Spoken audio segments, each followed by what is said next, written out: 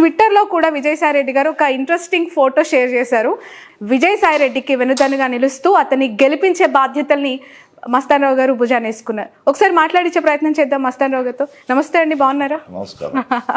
So చాలా చాలా hottest నియోజకవర్గాల్లో ఇప్పుడు నెల్లూరు పార్లమెంట్ కూడా చేరిపోయింది. ఒక senior most leader and clean image ఉన్న మస్తాన్ రావు గారు ఇక్కడ పాలిటిక్స్ ఏ విధంగా ఉన్నాయి అంటే ఏం చెప్తారు? అందరికీ నమస్కారం.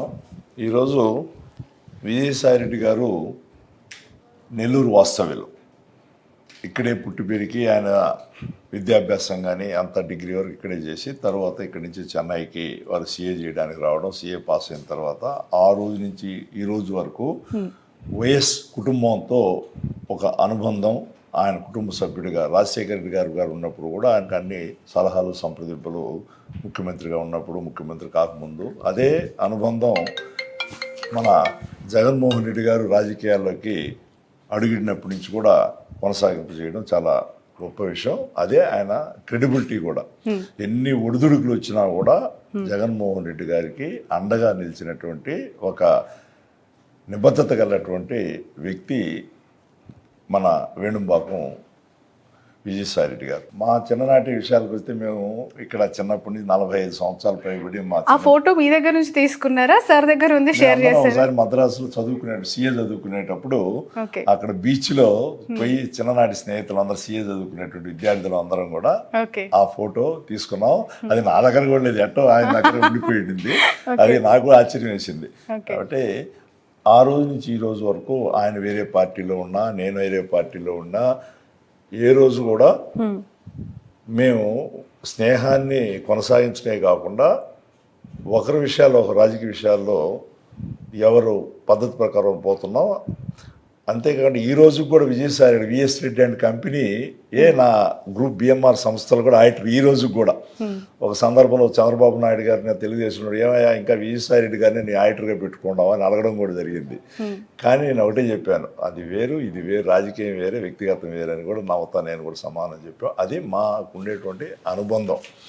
అంటే ఈరోజు విజయసాయిరెడ్డి గారు నెల్లూరు పార్లమెంట్ అభ్యర్థిగా గౌరవ ముఖ్యమంత్రి శ్రీ జగన్మోహన్ రెడ్డి గారు ఇక్కడికి ఎన్నిక చేయడంతోనే ఆయన విజయం, అంటే పార్టీ విజయం ఖరారైనటువంటి వాస్తవాన్ని నెల్లూరు పార్లమెంట్ పరిధిలో 7 నియోజకవర్గాలు అందరూ కూడా ఇప్పటికే అనుకోవడం జరుగుతుంది. వేమిరెడ్డి ప్రభాకర్ రెడ్డి గారు ఇంతకాలం వైఎస్ఆర్సీపీ పార్టీలో నాయకుడికి దగ్గర ఉండారు, పదవులు అనుభవించారు, భార్యాభర్తలు ఇద్దరు కూడా పదవులు అనుభవించారు. ఆయనకి ఎంతంత సన్నిహితంగా ఉండి కూడా ఆయన సడన్గా పార్టీ మారడం చాలా బాధాకరం. నాకు కూడా రాజ్యసభలో నాతో పాటు ఆయన కూడా కొలిగ్ అంత ఉన్న వ్యక్తి, అనుబంధం పెంచుకున్న వ్యక్తి ఈరోజు పార్టీ నుంచి విడిపోయిన తర్వాత ఆయన మొదట్లో కొంచెం కన్ఫ్యూజన్ ఉండింది.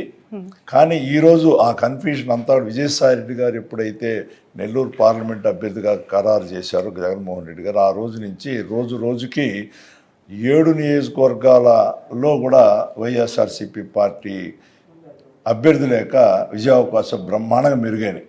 మీరు చూసిన ఉదయగిరి మస్తాన్ గారు ఒక ఓపెన్ క్వశ్చన్, జెన్యున్గా ఆన్సర్ చెప్పండి. వేమిరెడ్డి ప్రభాకర్ రెడ్డి అంటే ఆర్థిక సామర్థ్యం ఉన్న ఒక లీడర్ని వైసీపీ ఎందుకు చేజార్చుకుంది? అది మీ బలహీనత లేదంటే తన పవర్ అని చెప్పొచ్చా? అసలు ఎక్కడ చెడింది? అంటే ఇప్పుడు రాజకీయాల్లో ఆర్థిక బలం అనేది కొంతవరకే పనిచేస్తాయి, కానీ ప్రజాబలం అవసరం. ఆయనకి ప్రజా బలం లేదు చెప్పాలంటే. ఆయన ఎప్పుడు కూడా ప్రత్యక్ష రాజకీయాలు ఇంతవరకు ఉన్నటువంటి వ్యక్తి కాదు.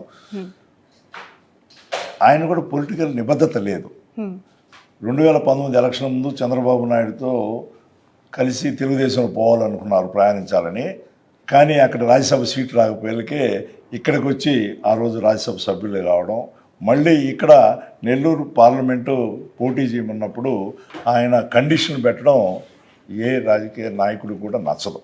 ఎందుకంటే వాళ్ళ అక్కడ గ్రౌండ్ రియాలిటీస్ని బట్టి అభ్యర్థుల్ని ఖరారు చేస్తారు. అవి ఆ ఎమ్మెల్యే క్యాండిడేట్లు ఎంపీ విజయానికి ఉపయోగపడతాయి. అటువంటిది మరిచి నాకు వాళ్ళు అక్కడ ఉండాలా, వీళ్ళు ఇక్కడ ఉండాలా, వీడు ఉండకూడదు, ముస్లింకి నేను నెల్లూరు టౌన్లో ఎమ్మెల్యేగా ఇస్తే నేను పోటీ చేయను, అదేవిధంగా బీసీ అభ్యర్థి కందుకూరు బీసీ అభ్యర్థికి ఇస్తే గెలవడు, అక్కడ కూడా ఉన్నత వర్గాల వారిని పెడతాను అని అన్నం జగన్మోహన్ రెడ్డి గారు యొక్క సామాజిక న్యాయానికి అది చాలా వ్యతిరేకం. సామాజిక న్యాయంలో భాగంగా నీకెందుకు మంచి అభ్యర్థిని నేను చేస్తానా కూడా అది ఆయన దాన్ని పట్టించుకోకుండా దురదృష్టవశాత్తు ఆయన తెలుగుదేశం పార్టీలోకి పోవడం, జనాలు కూడా వైఎస్ఆర్సీపీ పార్టీ వాళ్ళే కాదు, తటస్థంగా ఉండేటువంటి వాళ్ళందరూ కూడా చాలా ఆయన్ని ఈ విషయంలో వ్యతిరేకించడం స్టార్ట్ చేశారు. విజయసాయిరెడ్డి గారు అభ్యర్థి ఖరారైన తర్వాత ఆయనకు ఉండేటువంటి క్రెడిబిలిటీ కానీ, వైఎస్ఆర్ కుటుంబంతో అనుబంధం కానీ, నెల్లూరు వాసిగా ఉన్నటువంటిది, అందులో పార్టీలో 2వ స్థానంలో ఉన్నటువంటి వాస్తవం అందరికీ కూడా తెలుసు. రాష్ట్ర వ్యాప్తంగా పార్లమెంట్లో కూడా మా 31 మంది ఎంపీలకి ఆయన పార్లమెంట్ నాయకుడిగా ఉండడం వైఎస్ఆర్సీపీ పార్టీ తరఫున మీరు కూడా చూసుంటారు. ఇటీవల ఆయన సంసద్ రత్న అనేది కూడా పార్లమెంటులో ఆయన చేసినటువంటి సేవలకి అరుదైనటువంటి పురస్కారం కూడా గౌరవ ప్రధానమంత్రి గారు కూడా ప్రదానం చేయడం జరిగింది. అంటే ఇటువంటి ఒక ఉన్నత విలువలు కలిగినటువంటి వ్యక్తిని నెల్లూరు పార్లమెంటుకు పెట్టడం అందరూ కూడా బాగా హర్షిస్తూ ఉన్నారు. ఆయన విజయావకాశాలు బ్రహ్మాండం మెరుగవడం కాకుండా వేమిరెడ్డి ప్రభాకర్ రెడ్డి గారు చేసినటువంటి ఈ రాజకీయంగా పొరపాటు ఆయన్ని ఖచ్చితంగా ప్రజలు హర్షించకుండా ఓడించేటువంటి పరిస్థితి ఈరోజు 7 నియోజకవర్గం నేను చెప్తున్నాను ఈరోజు. బట్ గతంలో పరిస్థితులు ఇప్పుడు ఉన్నాయంట. 2019లో జగన్మోహన్ రెడ్డి గారి వేవు, జగన్మోహన్ రెడ్డి గారి ఒక్క అవకాశం అనే నినాదం బలంగా ప్రజల్లోకి వెళ్ళింది. నెల్లూరు జిల్లా ఆల్మోస్ట్ క్లీన్ స్విప్గా అక్కడ మీకు ల్యాండ్స్లైడ్ మెజారిటీ వచ్చింది. ఇప్పుడు 2024లో మాట్లాడుతున్నాం. ప్రభుత్వం పైన వ్యతిరేకత ఉంటుంది, సంక్షేమ పథకాలు అందని ప్రజలు ఎంతోమంది ఉంటారు. ఖచ్చితంగా వైసీపీ అంటే ఎంతో కొంత కొన్ని లోటుపాట్లు జరిగాయనే ఒక వర్గం ఉంటుంది. దట్టు ఇక్కడ అరాచకాలు పెరిగిపోయాయి, జిల్లాలో నాయకుల అనుచరుల ఆగడాలు పెరిగిపోయాయి అనే విమర్శలు లేకపోలేదు. ఇలాంటి సిచ్యువేషన్లో ఒక్క వైసీపీ ఎమ్మెల్యేని ఎంపీతో సహా గెలవనీయకుండా అడ్డుకుంటాము అని చెప్పి టీడీపీ చేస్తూ ఉన్న కమెంట్, వేమిరెడ్డి ఇస్తూ ఉన్న ఓపెన్ స్టేట్మెంట్, దాన్ని ఎలా చూడాలి? ఇప్పుడు చూడండి, ఇప్పుడు 2019 ఎన్నికల్లో జగన్మోహన్ రెడ్డి గారి ఈ యొక్క ఇమేజ్ వల్ల రాజశేఖర రెడ్డి గారి తనయుడిగా ఉన్నటువంటి ఒక మంచి క్రెడిబిలిటీతో అందరూ కూడా బ్రహ్మాండమైనటువంటి మెజారిటీతో పట్టం కట్టదరింది.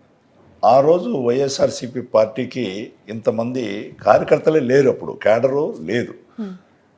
క్యాడర్ లేకుండా ఉండడమే కాకుండా ఆ రోజు లేనటువంటి ఆయన సేవలు అంటే ప్రభుత్వంలో లేడు కాబట్టి అయినా కూడా అంత మెజారిటీతో గెలవడం. కానీ ఈరోజు చూస్తే మొత్తం మీద ఈ సంక్షేమ కార్యక్రమాలు కానీ, సామాజిక న్యాయం కానీ చేసినటువంటి ఈ పరిస్థితుల్లో మినిమం 45% ఈరోజు జగన్మోహన్ రెడ్డి గారు సైనికుల మాదిరిగా ఉన్నారు.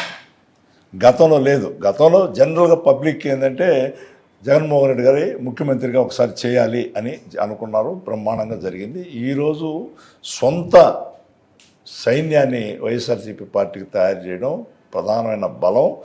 ఆయన ఏదైతే చెప్పారో అవన్నీ కూడా పాటించడం ఈ 5 సంవత్సరాల్లో. ఇప్పుడు ఆపరేషన్ లేకుండానే మోకాళ్లకు ప్లాస్మా ట్రీట్మెంట్, మీ ఆర్థోపెటిక్ సమస్యలన్నిటికీ రోబోటిక్ టెక్నాలజీ ద్వారా తక్కువ ఖర్చుతో శాశ్వత పరిష్కారం, ఫ్రీ కన్సల్టేషన్, ప్రతి ట్రీట్మెంట్ పై 20% డిస్కౌంట్. ఈ ఆఫర్ కొద్ది రోజులు మాత్రమే, త్వరపడండి. V9 hospitals 9281465842.